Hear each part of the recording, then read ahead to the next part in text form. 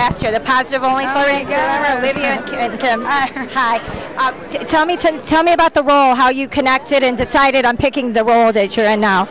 Well, I mean, it kind of picked me. You know, they sent it to me and showed me what it was.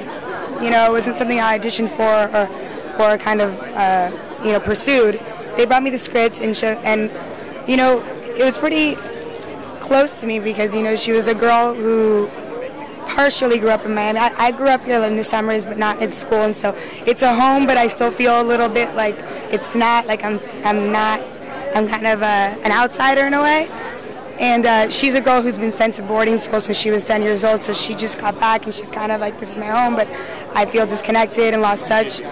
And she's raised in a very strict household, and her dad's in the public eye and like in mayor of Coral Gables, and so she's very protected by her brother and her dad, and no one wants to expose her to like all of the bad stuff that all the other kids are doing. And I kind of relate to that. I was very protected as a kid. I mean, I'm playing 17 in the movie and I'm 27, so it was kind of very similar to how I was at 17, and I knew that, and you know, she doesn't fight it either. She accepts that she's got this protective lifestyle, and that just resonated very true to me. So I kind of just drew from within.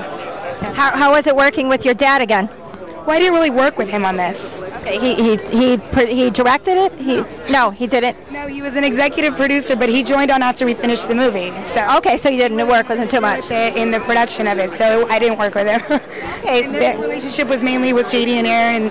He was just, you know, he saw a rough cut of it and then joined on to just give them notes and, you know, through the editing process. But he had nothing to do with putting the movie together and stuff like that. It wasn't.